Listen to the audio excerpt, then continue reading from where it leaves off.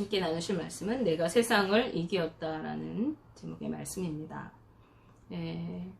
우리가 오늘 나눈 말씀은요, 요한복음 12장 20절에서 16장 33절까지 이어지는 예수님의 고별 설교 중에서도 결론 부분에 해당되는 그런 말씀입니다. 예수님은 자신의 때가 이제 가까이 온 것을 아시고 사역을 완성하시기 위해서 예루살렘으로 이제 올라오시면서 자신이 이루셔야 하는 사역에 대해서 제자들에게 본격적으로 말씀하시기 시작하십니다. 예수님은 잡히시기 전에 제자들과 함께 마지막 식사를 하시고 또 그들의 발을 씻겨주시면서 그들에게 구체적으로 예수님의 사역, 즉 예수님이 고난을 받으시고 또 십자가에 죽으시고 3일 만에 다시 살아나실 것을 여러 가지 비유를 들어서 이야기해 주십니다. 예수님의 죽으심과 부활에는 어떤 의미가 있을까? 왜 하나님께서는 예수님을 십자가에서 죽음에 이르게 하시고 또 다시 살리셔야 했을까 하는 것입니다. 예수님은 요한복음 12장 31절 32절 말씀에 이렇게 말씀하십니다. 이제 이 세상에 대한 심판이 이르렀으니 이 세상의 임금이 쫓겨나리라. 내가 땅에서 들리면 모든 사람을 내게로 이끌겠노라. 아멘. 예수님의 십자가 사건은 바로 세상에 대한 하나님의 심판이시라는 것이에요. 세상의 임금이 쫓겨나는 사건, 즉 예수님께서 세상을 이기신 사건이 이 십자가 사건이라고 하는 것입니다.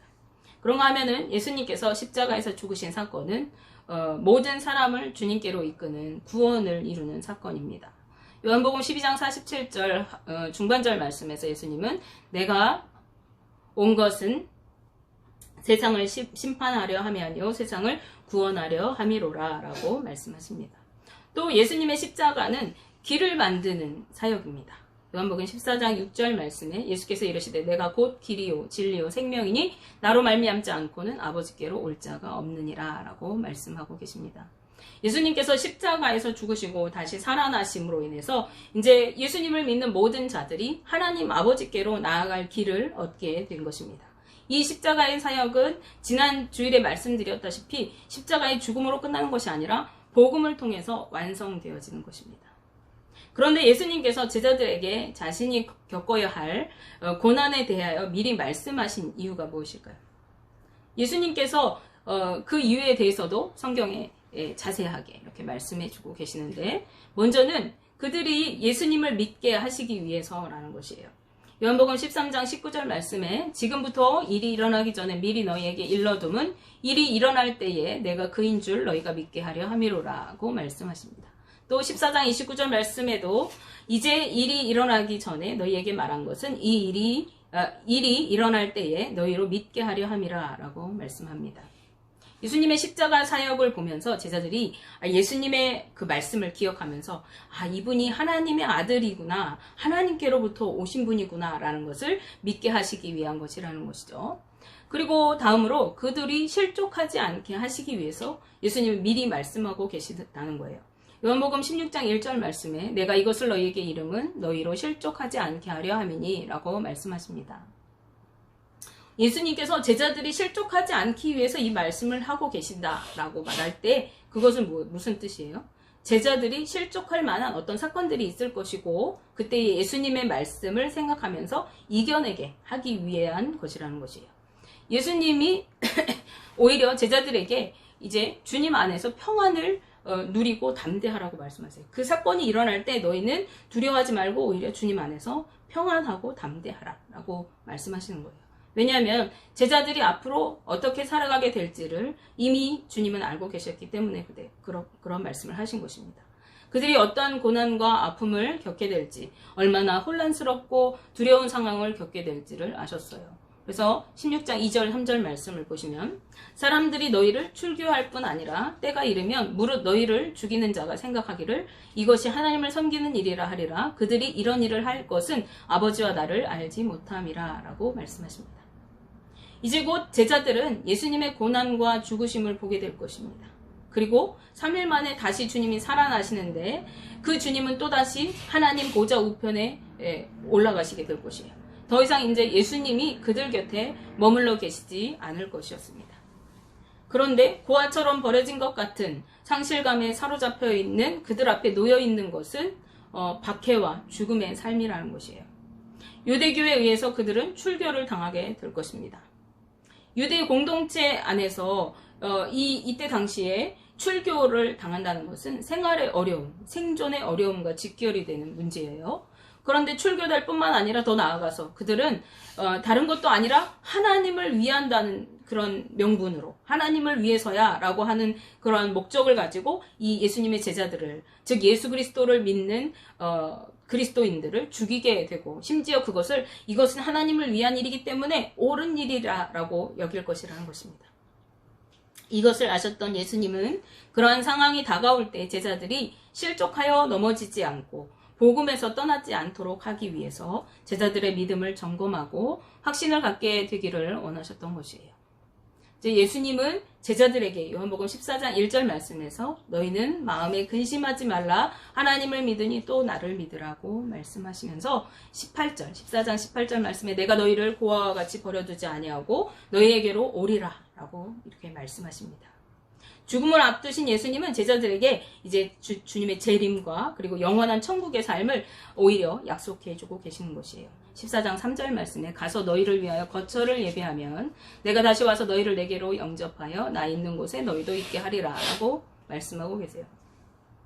그러면서 예수님은 그들이 조금 후에는 주님을 못 보게 될 것이고 또 조금 후에 있으면은 보게 되리라 이렇게 말씀하십니다. 예수님께서 십자가에 달리게 되실 때 제자들은 이제 주님을 볼 수 없다는 슬픔에 울게 될 것이고 근심하게 될 것입니다. 그리고 그 모습을 지켜본 세상은 승리를 얻었다고 확신하면서 기뻐할 것입니다. 그런데 주님은 제자들의 그 근심이 이제 주님의 부활을 보게 될 때 도리어 기쁨이 될 것이라고, 그리고 그 기쁨은 빼앗을 자가 없을 것이라고 말씀하세요. 그리고 요한복음 16장 20절 말씀에서 내가 진실로 너희는 곡하고 애통하겠으나 세상은 기뻐하리라. 너희는 근심하겠으나 너희 근심이 도리어 기쁨이 되리라고 말씀하십니다. 또한 요한복음 16장 22절 말씀에 지금은 너희가 근심하나 내가 다시 너희를 보리니 너희 마음이 기쁠 것이요 너희 기쁨을 빼앗을 자가 없으리라 라고 말씀하고 계십니다. 제자들이 누리는 이 기쁨은 잠깐 누리는 세상적인 기쁨과는 다릅니다. 세상적인 기쁨은 어때요? 우리가 좋은 로또에 당첨이 됐다거나 막 큰 돈을 벌었다. 와 기쁜데 그것이 계속되는 것이 아니라 없어지죠. 큰 집을 장만하는데 장만하고 나면 좋았는데 며칠 살다 보면 별거 아니에요. 기쁨이 사라지죠. 근데 주님이 주시는 이 기쁨은 영원히 빼앗을 자가 없는 기쁨, 영원히 누리는 기쁨이래요. 주님이 다시 오실 때까지, 그리고 천국에 이르러서 주님과 영원히 살게 되는 그날까지 계속될 기쁨이었던 것이에요. 그런데 제자들의 믿음은 아직 온전히 세워지지 않았어요. 그래서 오늘 본문 말씀에서 주님께 이렇게 제자들이 고백해요. 요한복음 16장 29절 30절 말씀입니다. 제자들이 말하되 지금은 밝히 말씀하시고 아무 비유도 하지 아니하시니 우리가 지금에야 주께서 모든 것을 아시고 또 사람의 물음을 기다리시지 않는 줄 아나이다. 이로써 하나님께로부터 나오심을 우리가 믿사옵나이다. 아멘. 제자들은 이제까지는 예수님께서 말씀하시는 것을 잘 알아듣지 못했어요. 그래서 방금 전에도 예수님께서 말씀하신 것이 무슨 뜻인가 서로 말하면서 예수님께서 잠시 조금 있으면 너희가 나를 못 볼 건데 또 조금 있으면 볼 거야 뭐 이런 말씀하셨는데 이게 무슨 뜻이지? 라고 이렇게 예수님께 묻고 싶어서 하면서 서로들 막 이게 무슨 뜻이야? 라고 이렇게 얘기했어요. 그런데 이 제자들의 마음을 미리 아시고 이제 그 말씀을 풀어서 이야기하시는 예수님의 말씀을 듣고 제자들이 그때 생각한 거예요. 이런 뜻이구나. 예수님께서 이런 말씀을 하신 것이구나. 이렇게 알게 되면서 이제 이 고백을 한 것이죠. 이제는 하나님께로부터 나오심을 우리가 믿습니다.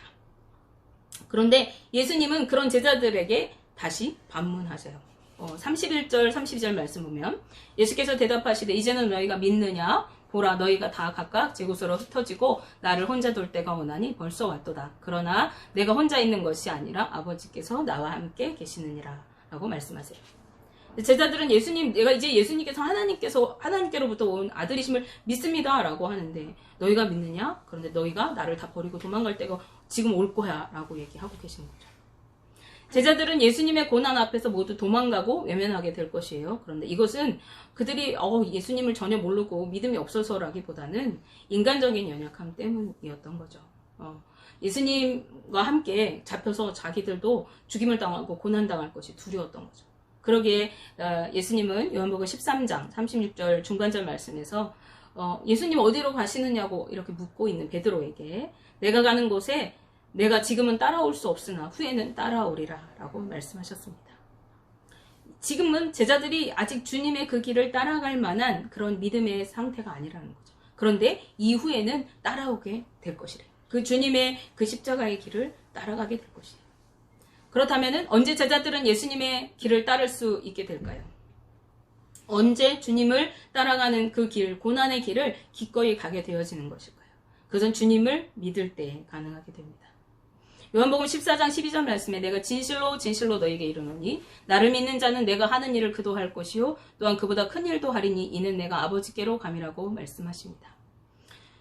너희가 나를 믿을 때에 내가 하는 일을 그 믿는 자도 할 것인데 주님이 지금 하려고 하는 일이 뭐예요? 주님이 하려고 하는 일은 고난을 당하고 십자가의 죽임을 당하는 일이죠. 그런데 주님께서 그런 자신의 길을 너희도 할 것인데 이보다 더한 것도 할 것인데 그게 언제? 너희가 나를 믿을 때라고 말씀하신 거예요. 우리가 예수님을 믿을 때 그분이 하나님께로부터 오신 하나님의 아들이심을 믿을 때 그분이 세상을 구원하시고 세상을 이기시고 우리를 구원해 주신 구세주라는 것을 믿을 때 우리는 주님의 말씀을 따라 살게 돼요. 주님의 길을 따라갈 수 있게 되는 거예요. 그런데 주님의 말씀을 따라 살아가는 자는 하나님의 사랑을 입게 된대요. 요한복음 14장 21절 말씀에 나의 계명을 지키는 자라야 나를 사랑하는 자니 나를 사랑하는 자는 내 아버지께 사랑을 받을 것이요 나도 그를 사랑하여 그에게 나를 나타내리라 라고 말씀하세요. 16장 27절 말씀에도 이는 너희가 나를 사랑하고 또 내가 하나님께로부터 온 줄 믿었으므로 아버지께서 친히 너희를 사랑하심이라 라고 말씀하십니다.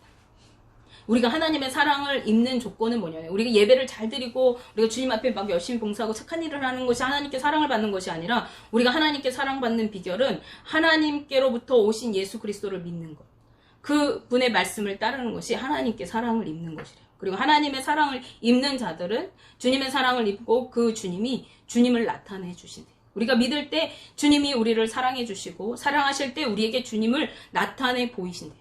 어떻게 주님을 보여주실 수 있죠? 눈에 짠 나타나서 보여주시나요? 주님이 우리에게 보이시는 그 방법은 성령을 통해서 우리에게 보여주시는 거예요. 요한복음 14장 16절 17절 말씀에 내가 아버지께 구하겠으니 그가 또 다른 보혜사를 너희에게 주사 영원토록 너희와 함께 있게 하리니 그는 진리의 영이라 세상은 능히 그를 받지 못하나니 이는 그를 보지도 못하고 알지도 못함이라. 그러나 너희는 그를 아나니 그는 너희와 함께 거하시며 또 너희 속에 계시겠음이라 라고 말씀하세요. 또 16장 13절 14절 말씀에도 그러나 진리의 성령이 오시면 그가 너희를 모든 진리 가운데로 인도하시리니 그가 스스로 말하지 않고 오직 들은 것을 말하며 장래 일을 너희에게 알리시리라. 그가 내 영광을 나타내리니 내 것을 가지고 너희에게 알리시겠음이라 라고 말씀하세요. 성령께서 우리 안에 오시면 성령께서 우리를 진리의 말씀 가운데로 인도하시고 우리에게 주님이 어떤 분이신가를 깨달아 알게 하신대요. 우리가 주님의 길을 걸어갈 수 있도록 하신대요. 성령은 우리로 주님의 말씀을 알게 하시고 주님의 길을 걸어가게 인도해 주시는 분이십니다. 그러기에 예수님께서는 하늘로 올라가실 때 제자들에게 약속하신 성령을 기다리라 라고 이렇게 말씀하시죠. 그리고 성령의 임재를 기다리면서 제자들이 모여서 예수 그리스도 이름으로 이제 기도했어요. 어디서? 마가의 다락방에서 기도했을 때 성령의 임재를 오순절에 경험하고 주님이 가셨던 그 길을 이제 그들이 걸어가게 되었습니다. 주일에도 설교했듯이 그들은 이제 주님의 삶을 사랑하게 돼요. 서로 물건을 통용하고 주님의 복음을 위해 일생을 걸어 목숨을 걸고 복음을 전하는 일에 앞장서고 그리고 또 성령의 말하게 하심을 따라 말하고 성령의 능력을 나타내고 표적이 나타나는 삶을 살아가게 되는 거죠. 예수님께서는 하나님의 사랑을 얻은 그들에게 예수의 이름으로 무엇을 구하든지 주시리라고 말씀해 주셨기 때문에 그래요. 요한복음 16장 26절 앞부분 말씀에 그날에 너희가 내 이름으로 구할 것이요 라고 말씀하십니다. 그날에는 너희가 내 이름으로 구하면 무엇이든지 얻게 될 것이라고 말씀해 주셨어요.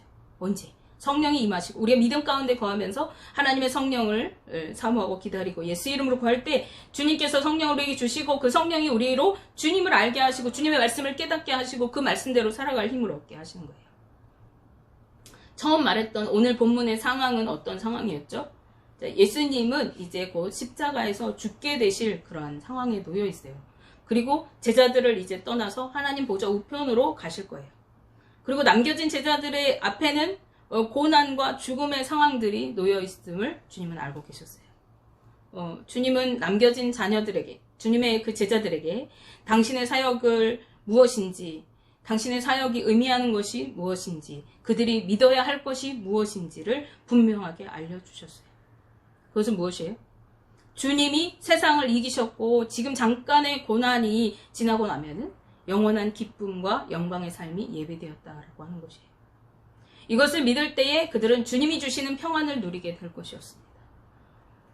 우리가 믿음에 굳게 서서 우리가 믿음으로 예수님이 어떤 분이신가를 분명하게 아는 것은 매우 중요합니다.